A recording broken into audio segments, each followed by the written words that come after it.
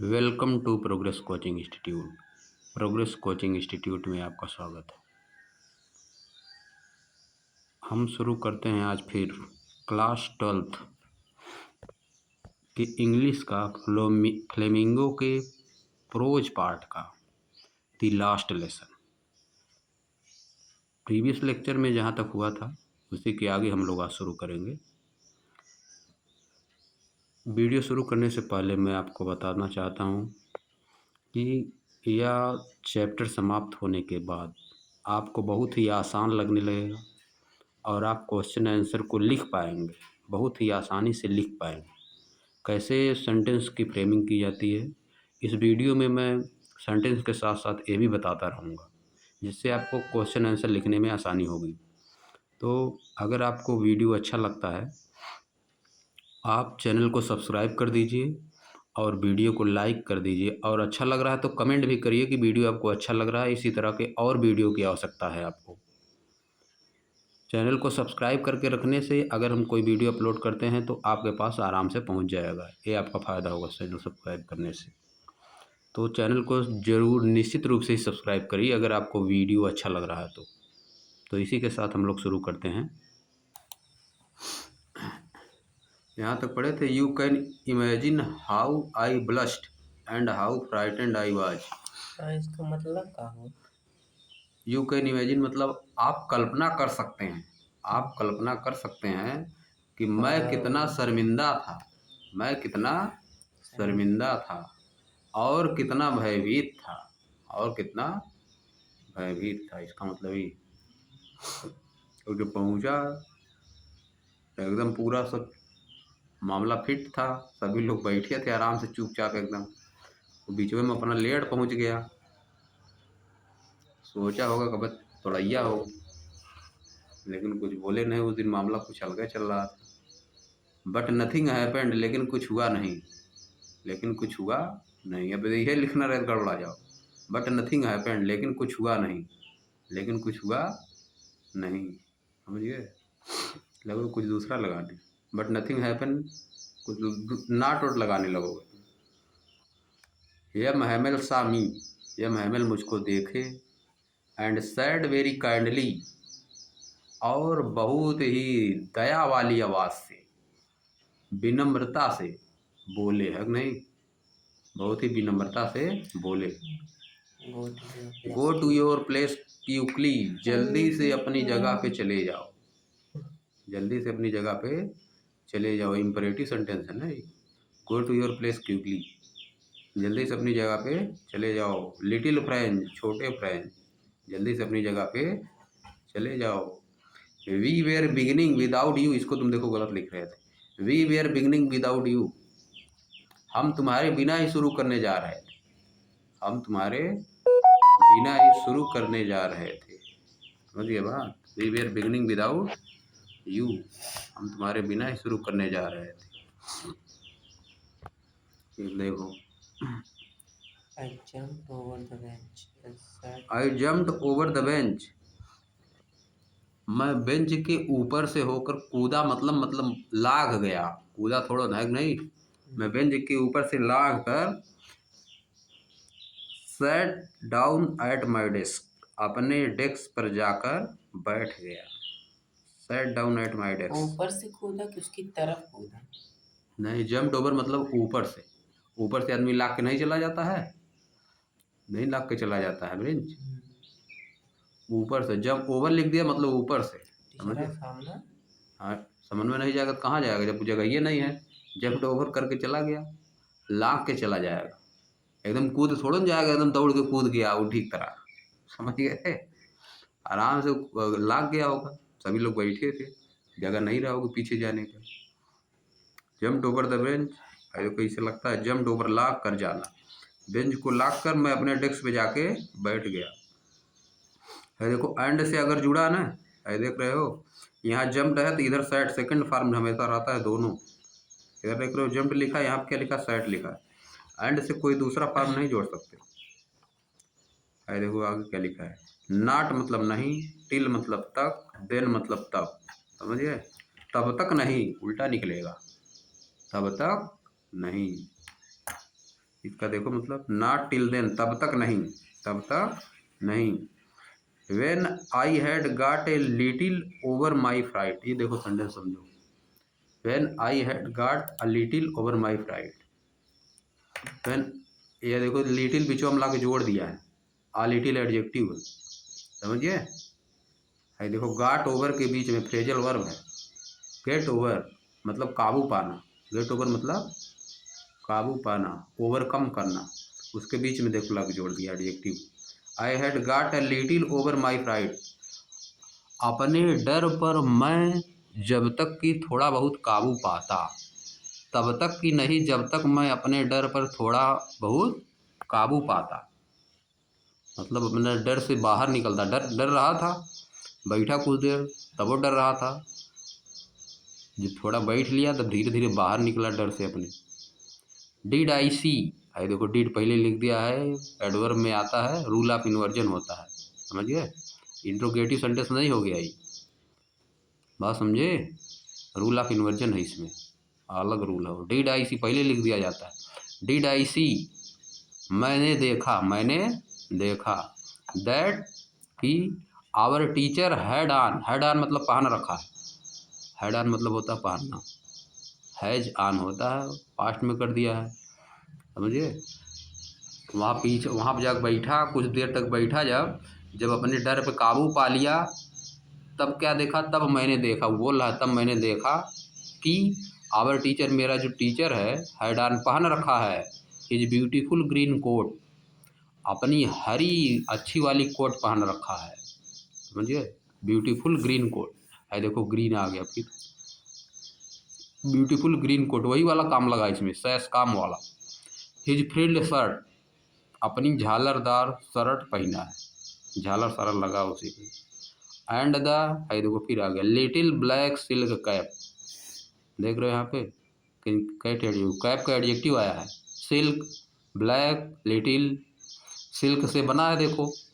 Cap के नज़दीक आया कि नहीं, समझिए वही बात है। कैट एडजेक्टिव आता है तो जिससे बनता है, वो मटेरियल जिससे बनना है उसके नज़दीक लिख दिया जाता है, और सब कहीं लिख सकते हो भले, कोई दिक्कत नहीं है।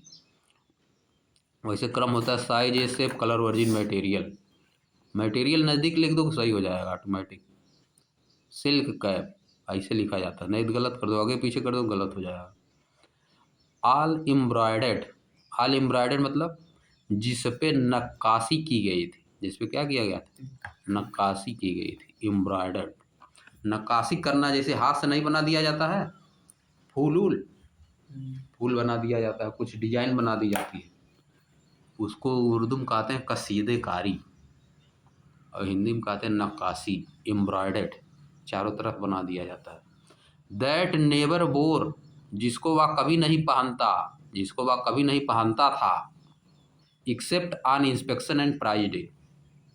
यानी कब उसको पहनता था, सिवाय प्राइज और इंस्पेक्शन का डे जब रहता था, जब कोई जांच वोच होती थी, कुछ जांच करना होता था, या तो प्राइज वेज का डिस्ट्रीब्यूशन होता था, तभी वह पहनता था, समझिए कि नहीं समझे, पूरा सेंटेंस बड़ा है। क्या लिखा है, मैं अपने बेंच के ऊपर से कूद कर डेस्क पे जाके बैठ गया, यहाँ से फिर शुरू है, तब तक कि नहीं जब,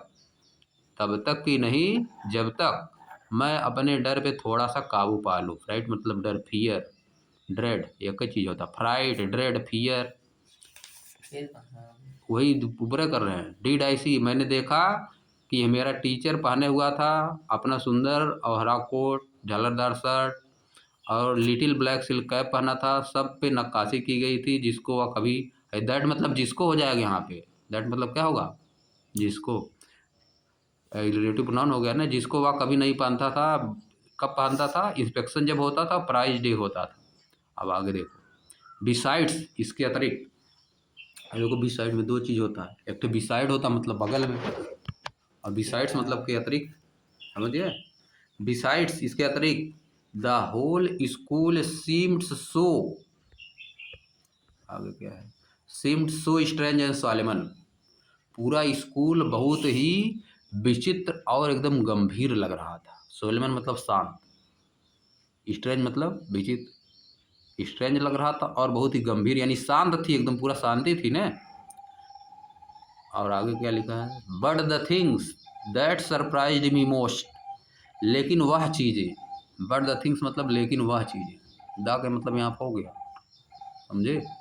दैट मतलब यहाँ हो गया, बट द थिंग्स लेकिन वह चीज़ें, आई देखो फिर दैट आ गया, जो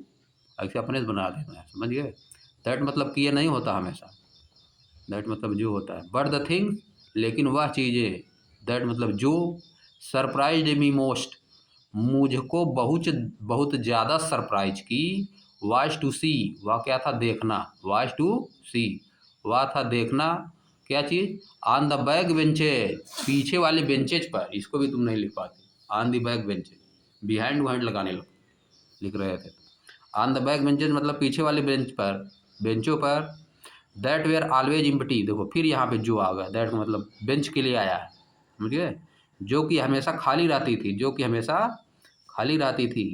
the village people sitting quietly like our self, गाँव के लोग शांतिपूर्वक बैठे थे, गाँव के लोग शांतिपूर्वक बैठे थे, ये देखो the village people, the village people के बाद देखो कैसे जोड़ दिया है, आईएनजी फार्म से जोड़ा है ना, कुछ लगाया है बीच में, देखो डायरेक्ट जोड़ दिया है, समझिए, the village people adjective phrase है, पहला वाला तुम्हारा फर्स्ट वाला ऊपर सबसे वर्ब का ING form, the village people sitting quietly like our self, पूरा हो गया, sitting quietly like our self, village people के बारे में बता दिया पूरा ना, ऐसे पकड़ा करो, the village people sitting quietly like our self, हमारी तरह बैठे हुए थे शांत सी से एकदम, कौन कौन था उसमें, ओल्ड हाउजर, बूढ़ा हाउजर, नाम होगा वो फ्रांस में किस हाउजर होता है ना, कुछ होगा, ये देखो एच से शुरू, इसका मीनिंग नहीं खोजना है, कैपिटल लेटर है ना, ओल्ड हाउजर, हाउजर मतलब कुछ नहीं होता, नाम है, विथ द थ्री कार्नर्ड हैट, तिकोनी टोपी पहनी हुई, तिकोनी टोपी, तिरकोनी वाली, तिरकोनी टोपी पहने हुए बूढ़ा हाउजर बैठा हुआ था, द फार्मर मेयर, पहले का मेयर बैठा हुआ था, इसके पहले जो मेयर था वो बैठा हुआ था, मेयर का चुनाव होता है ना, द फार्मर पोस्ट मास्टर, पहले वाला पोस्ट मास्टर बैठा था, एंड सेवरल अदर्स बिसाइड, इसके अतिरिक्त भी बहुत लोग बैठे थे, इसके अतिरिक्त भी बहुत लोग बैठे थे, देखो कैसे लिखा, एंड सेवरल अदर बिसाइड्स, इसके अतिरिक्त भी बहुत लोग बैठे थे, एवरीबॉडी लुक्ड सैड, सब एकदम दुखी दिखाई दे रहे थे, सब दुखी थे, and Houser had brought an old primer, जो हाउजर था वह एक पुरानी पुस्तक लेके आया था, प्राइमर मतलब होता है जो छोटे छोटे बच्चे पुस्तक पढ़ते हैं, छोटे छोटे बच्चे पुस्तक पढ़ते हैं, छोटे बच्चों वाली पुस्तक, बाल पुस्तक, समझिए, उसको लेके आया था, अब देखो फिर देखो, देखो थर्ड फार्म से जोड़ दिया, प्राइमर के बारे में बता रहा है, देखो थर्ड फार्म से जोड़ के कामा से लिख दिया उसी के बारे में, एडजेक्टिव ये भी तुमको बता चुके हैं कैसे जोड़ा जाता है इसको, had brought and old primer, thumbed at the is, जिसके किनारों पर अंगूठा लगा हुआ था, बार बार उलटने से अंगूठे का निशान नहीं बन जाता है बुकिया में किनारवा पे, वह बता रहे हैं, थम्ड एट द इज, जिसके किनारों पे अंगूठे का निशान बन गया था, बार बार उलटने से अंगूठे का निशान बन गया था, and he held it open on his knees, और वह इसको अपनी घुटनों पर खोला था, घुटने पर रख खोला था, समझे, बात समझे कि नहीं, ऑन हिज नीज मतलब अपने घुटनों पर रख के उसको खोला था, he held it open on his knees, वह घुटनों पर रख के बुक को खोला हुआ था, अब आगे क्या, with his great spectacles lying across the pages, यहाँ पर ग्रेट मतलब बड़ा हो जाएगा, और जो उसका बड़ा चश्मे थे, बड़े बड़े चश्मे थे, अब देखो फिर देखो आईएनजी फार्म से फिर जोड़ दिया, and his great spectacles, spectacles के बारे में बता रहा है, और जो उसका बड़ा चश्मे थे, बड़े बड़े चश्मा था जो, देखो लाइंग अक्रॉस द पेजेज, वो पेज पे रखे हुए थे, पेजवा पर रख दिया था, समझिए, बड़े बड़े जो चश्मे थे, चश्मा था उसको कहाँ रखा था, उसी पेजवे पे रख दिया था, lying across the pages, page पे रख दिया था, घुटने पे रखा था पुस्तक प्राइमर, खोला था उसको, उसी पे रख दिया था अपना चश्मा, समझिए बात, देखो कैसे जोड़ा है, लाइन अक्रॉस द पेजेज यहाँ पे जोड़ा, थम्ड एट द इट यहाँ पे जोड़ा, समझिए, ऐसे जोड़ जोड़ के लिखा है अब देखो आगे, while I was wondering about it all, जब मैं ये सब क्या कर रहा था, सोच रहा था, जब ये सब मैं सोच रहा था, इन सब चीज़ों को जब मैं सोच रहा था, देख रहा था, समझ रहा था, यम हैमेल माउंटेड हिज चेयर, यम हैमेल अपने चेयर से उठे, यम हैमेल अपने चेयर से उठ गए, ये माउंटेड मतलब उठ जाना, M Hamel mounted his chair and in the same grave and gentle tone, और उसी, देखो द का मतलब यहाँ हो जाएगा उसी, and in the same grave, और उसी गंभीर और विनम्र, और उसी गंभीर और विनम्र टोन में, विच मतलब जो, टोन के लिए है, जो उन्होंने यूज किया था, ही हैड यूज, जो उन्होंने यूज किया था मेरे लिए, पहलवा जब आया था,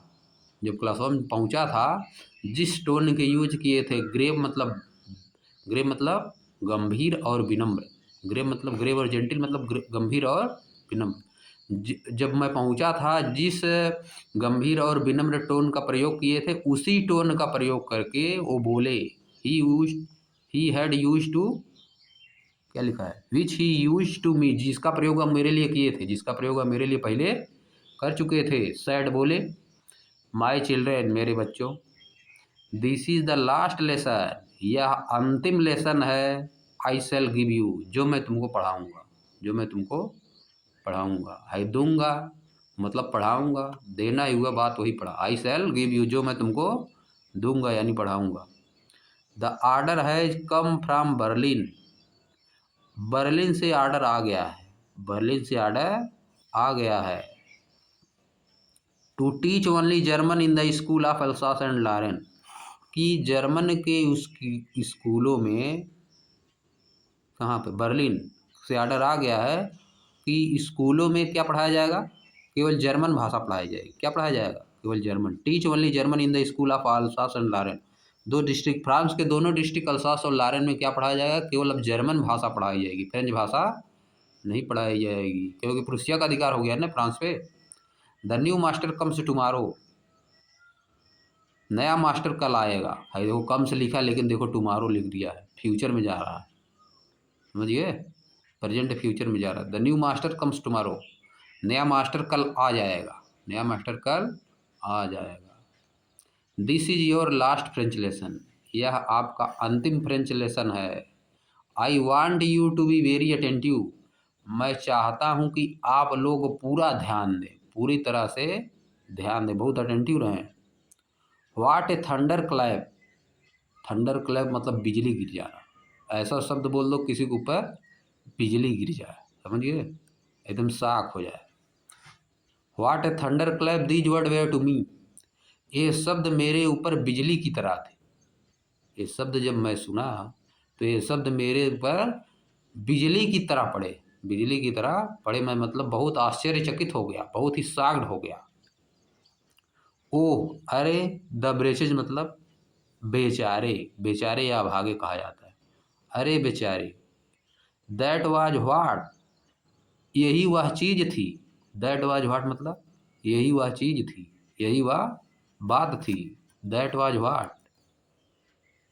यही वह बात थी, यही वह बात थी, समझो इसको, दैट इज व्हाट लिखता था, यही वह बात है, यही वह बात है, दैट वाज व्हाट, यही वह बात है जो ऊपर बताया है। They had put up at the town hall, जो उन्होंने टाउन हॉल में लगा रखा था, जब जो आ रहा था नोटिस बोर्ड पे सब नहीं पढ़ रहे थे टाउन हॉल में, यही वह बात है, अरे बेचारे, यही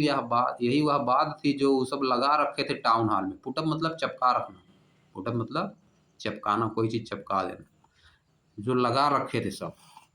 कि ये अब यहाँ पे हटना है, लारेन और अल्सास में से हटना है,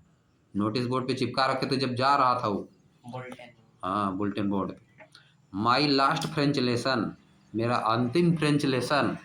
मेरा अंतिम French lesson, I had hardly knew how to write, जिसको मैंने बहुत मुश्किल से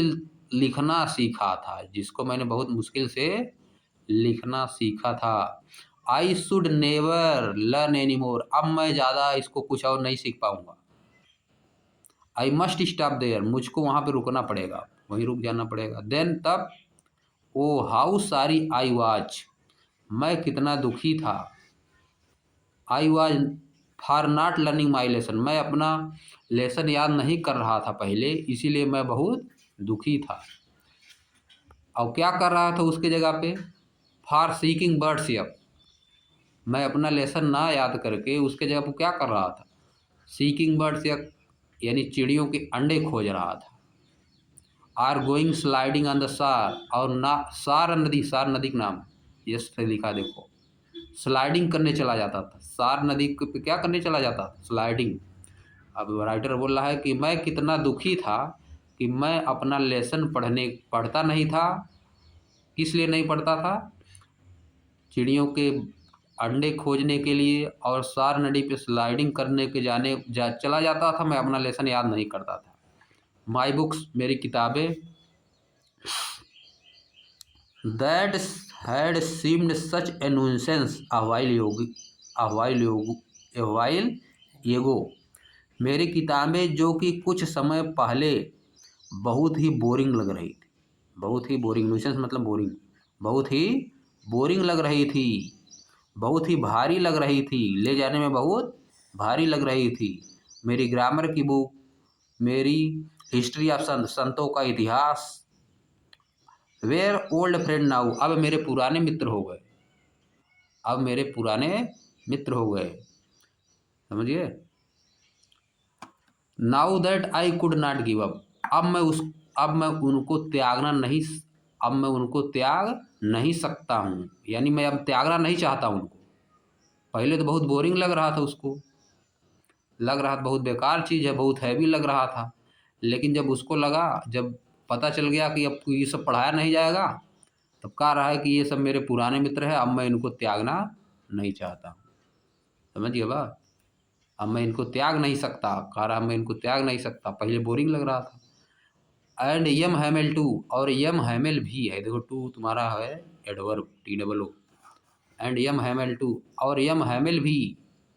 the idea that he was going away, यह विचार कि वो अब जा रहे थे, that I should never see him again, मैं उनको अब दोबारा कभी नहीं देख पाऊँगा, मेड मी फारगेट, मुझको सब भुलवा दिया। मेड लग गया, मेड फारगेट, फारगेट मतलब भूलना, मेड फारगेट मतलब भुलवाना, ईट मतलब खाना, मेड ईट मतलब खिलाना, समझिए। रन मतलब दौड़ना, मेड रन मतलब दौड़ाना। मेड मी फारगेट, मुझको सब भुलवा दिया, मुझको सब भुलवा दिया। मेड मी फारगेट, मुझको सब भुलवा दिया। ऑल अबाउट हिज रूलर,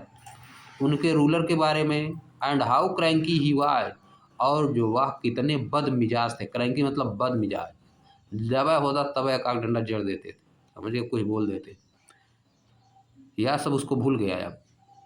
उनका रूलर जो था डंडा से मारते थे वो सब भूल गया, और वह कितना बदमिजाज थे उसके लिए वो सब भूल गया। वो काहे कि पता चल गया कि अब जाएंगे कल, सोच रहा अब चले जाएंगे। जब आदमी चला जाता तो आदमी सोचता है बड़ा बढ़िया था, जाओ।